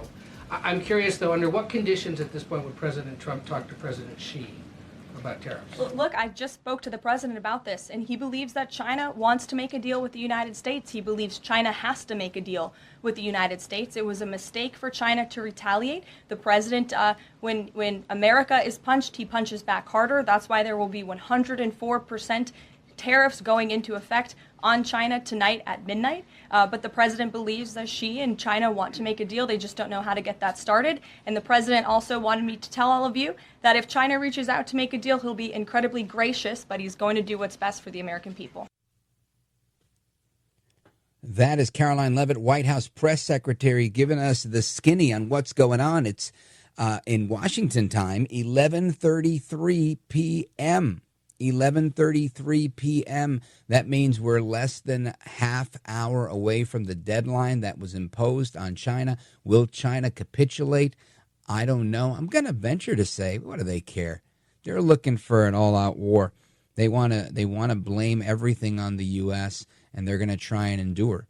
Because I think they think that, not they think, I believe that they truly believe that they have all the leverage because of how much we consume from them, right? Whether it's stuff you're buying on Amazon, stuff you're buying at Walmart, stuff you're buying anywhere. We buy a lot of stuff that comes from China. Then they have their direct-to-consumer website, Temu, the stuff that the kids are wearing, right? Especially girls, the girls' clothing stuff from a company called Shein, Shein, that there was a whole documentary on that one. I mean, it's just a massive amount of stuff. I look at stuff online, and even the stuff that I don't want to click on that's from Temu is from Temu. You click on it thinking it's like Home Depot or something, and boom, it's this company, and they're telling you to spin the wheel, win free stuff. You know, spend $5 more and get $30 in free stuff. I mean, they're constantly trying to get you stuff. So I see how aggressive China is being. But all that said, I want to know what you guys think about all of this stuff, because this is an interesting situation we're in. Will China capitulate? Let's see what our favorite disagreeer from Charleston, South Carolina has to say. WTMA. Jerome, what do you think? Does China give in to El Trompito or what? As Alfred Hitchcock would say, good evening. Good evening. You know what? If there was a black Democrat president and the stock market had tanked to the tune of like $6 trillion, white America would lynch them, okay, the day the stock market closed after a hit like that. There ain't no way that they would let a black Democratic president get away with losing $9 trillion, okay? You would have to put in another set of phone lines. Fox would have to buy another TV station. They would go off about something like that. But no, they want to talk about Panama. They want to talk about Greenland. Oh, no. Let's talk about Korea. Oh, no. Yeah, see? Go ahead. Showing you your true colors, man. Just keep showing your true colors. $6 trillion, not billions. Are you done? Are you done bunching up your panties? Because it sounds like you got your panties in a bunch, Jerome. Listen, I think if the role was reversed, you're likely right that I would say something. But I think the role would be reversed. It would be because they would be causing this problem. Here, Trump isn't causing a problem. He's fixing a problem, and the market is reacting adversely, which is understandable, especially when we came in knowing. Right? People told me back in December, back in November, back in even before that, Halloween, right? Because it was really around Halloween time, maybe even beginning of October. There was a lot of talk about the spending that was going on at that time. Biden was spending like a drunken sailor. And it wasn't just the spending, but I'll just use that as a particular example. And people asked me, do you think Trump's going to win? They were like, because they thought Trump was going to win, right? People like you. I have a lot of friends like you, right, that don't like Trump, that are on the other side. And they all told me, first of all, they blew up my phone on July 13th and all pretty much told me, yo, your man just won the election. Trump just won the election. He just took a bullet. It just missed his head.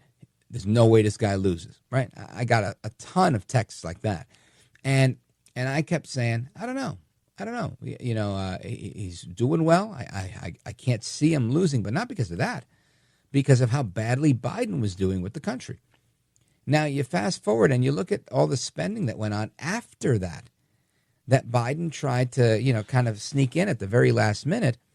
And that was when people started talking, E.J. Antoni amongst them and others that have been on this program, Steve Moore, about if these crows are going to come home to roost, and it might look like a recession during the beginning of Trump's term.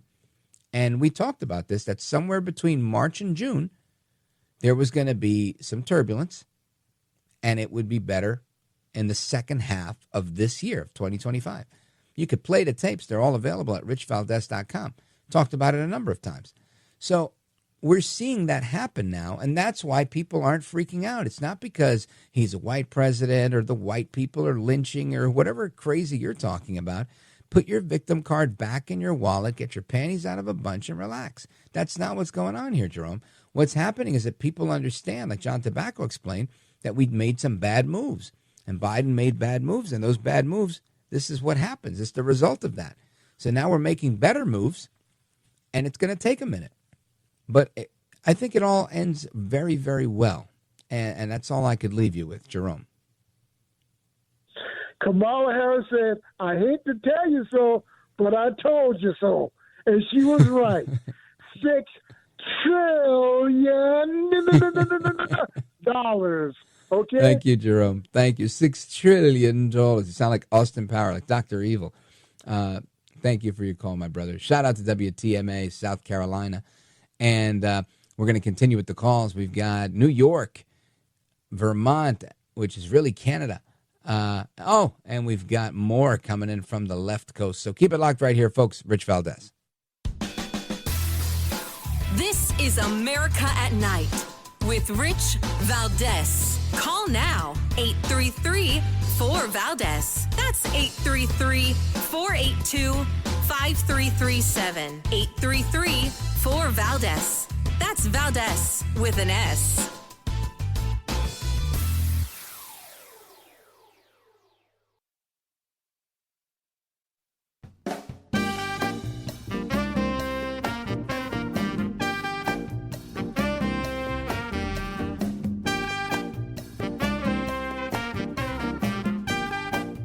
Now, 833-4VALDEZ. That's 833-482-5337. 833-4VALDEZ. That's Valdez with an S.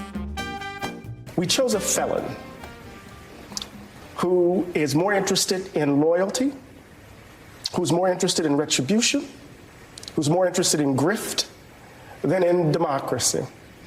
And we chose a felon because we didn't want to elect a black woman. So to read that, to actually explicate that, is to say we would rather destroy the republic than for that to have happened. And until we grapple with it, there's no amount of protesting I could do. There's no amount of resistance that could come into play to actually force 78 million people to grapple with what motivated them to put themselves in this position. That is Eddie Glaude Jr. He's an academic and author, and he was dramatically moved to speak in such prose as he was speaking here. And I can't say that I disagree with everything he said, but I disagree with a lot. Right? We chose a felon who is more interested in loyalty, who's more interested in retribution. I don't think that's true. I don't think Trump is interested in retribution at all. I also don't think he's a legitimate felon, if we want to get into that whole legal argument. He's like a manufactured felon that they went through every length they could to call the guy a felon. And he became a felon at 78 years old because they forced him into it in many ways, right? They didn't force him to commit any type of felony crime. He didn't commit any felony crime. They created a crime and called it a felony and said he was guilty of it, then said that he was not going to get any type of sentence for it other than you can go ahead and become president, because they knew they were up against a rock and a hard place. I mean, this was the biggest legal maneuver to try and call somebody a felon. And that he won't be a felon after he's president. They did this knowing that he'll get that whole thing reversed on appeal. But they wanted to say he was a felon while he was president.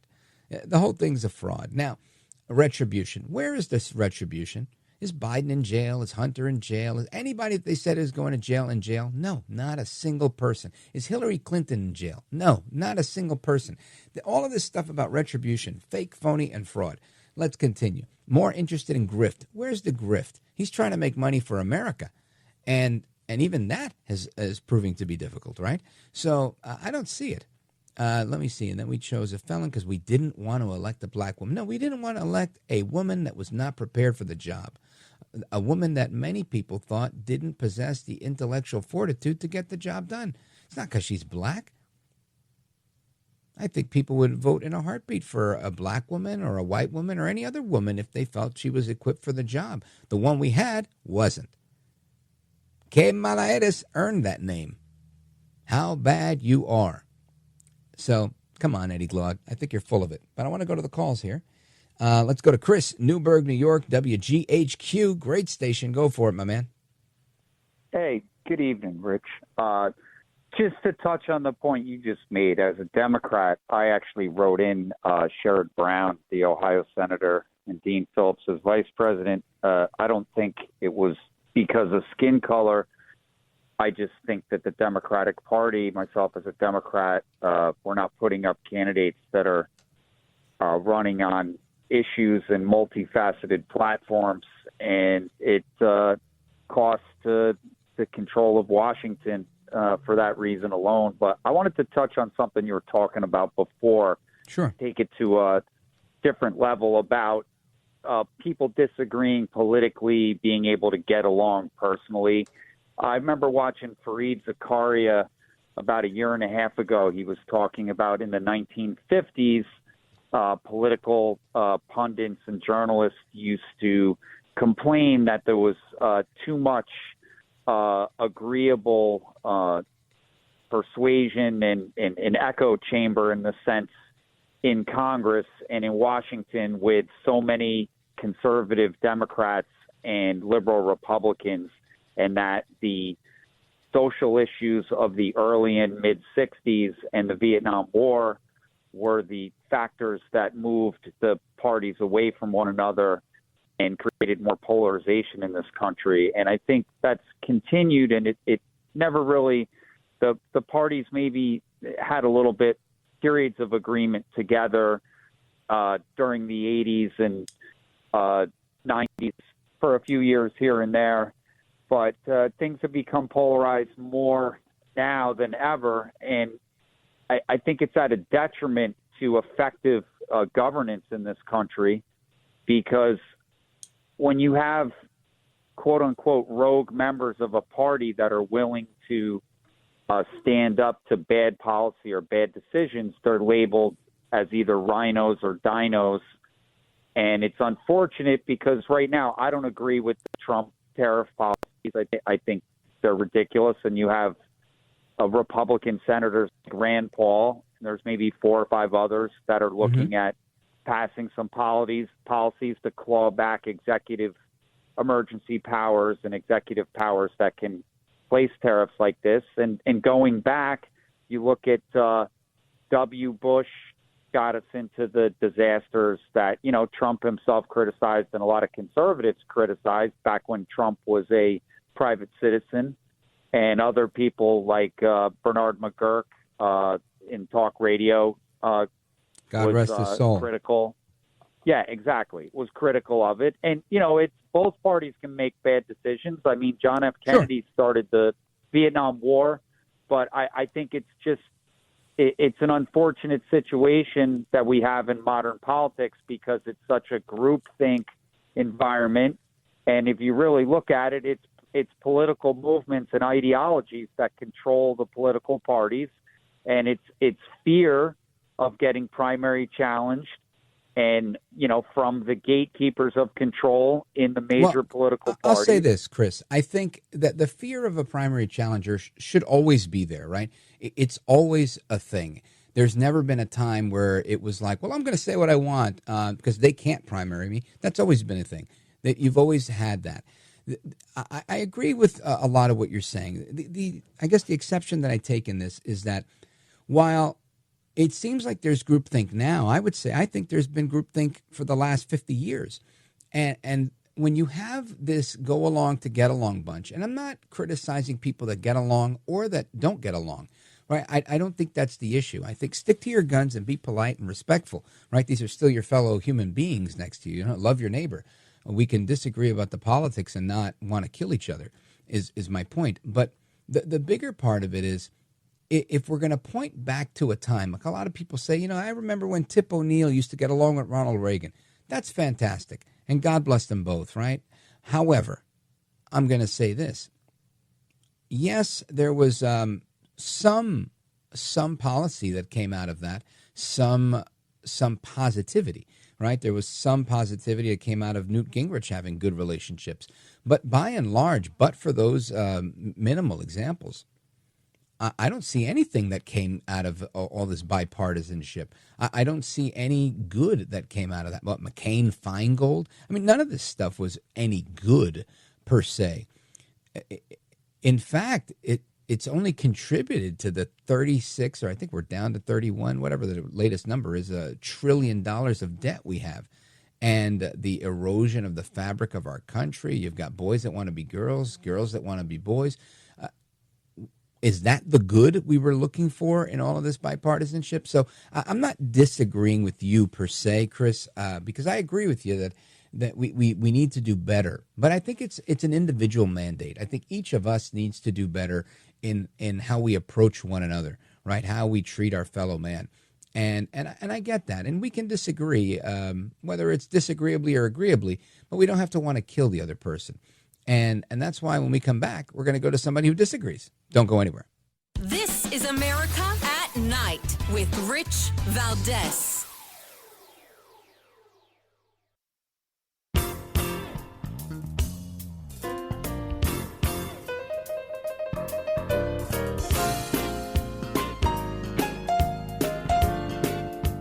All right, to the phones we go. It's the speed round. Keep it quick and succinct. Let's go to David, our favorite dissenter from San Francisco, streaming the show from KVTI. Go right ahead.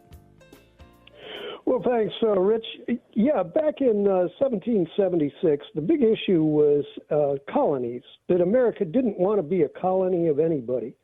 And so when we put together tariffs to this day, that increases smuggling. And what happens with smuggling? Well, the things have to get smuggled into ports. And you remember at the end of the Bush administration, most of the major ports were management was sold to the United Arab Emirates.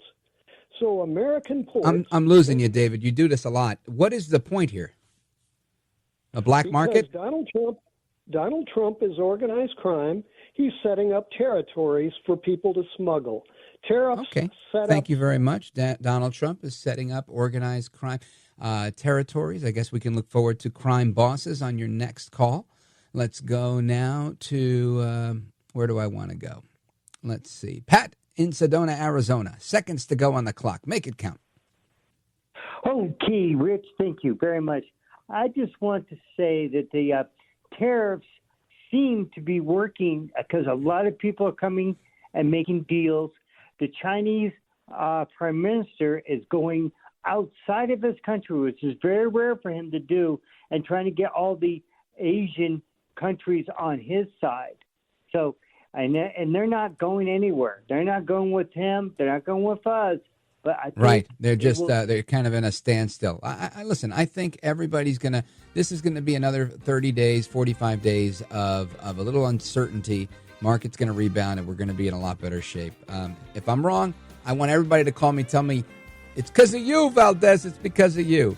Tony in Montreal, WVMT. John in Vero Beach, WTTB. Hasta la próxima. Until the next time, America. Take care. Good night. God bless you. I'm Rich Valdez.